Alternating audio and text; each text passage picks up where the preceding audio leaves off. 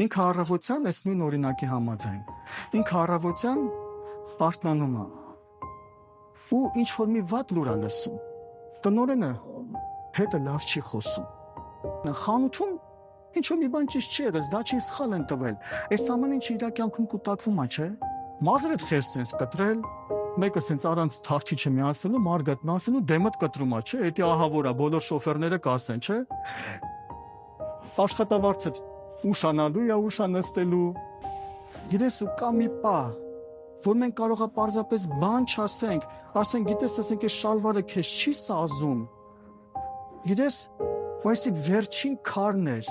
այսի դնում ես, ընկնում է արդեն, ու որ ընկնում է, ինքը մի քանի բան էլ հետը կտանի, ու Լևոնը կդառնա շատ էմոցիոնալ, գիտես, սա կարող լինի բոլորիս կյանքի մեջ։ Բայց ես ուզում եմ այսօր ոչ միայն Լևոնի կարգավիճակը մենք հասկանանք ու արդարացնենք, այսօր ես ուզում եմ մենք մեզ դնենք Լևոնի տեղը ու մի բան սովորենք։ Լևոն ջան, եթե մի հատ պահի ձեռդ, եթե մի հատ բան ավելանում է, իրանից շուտ ազատվի։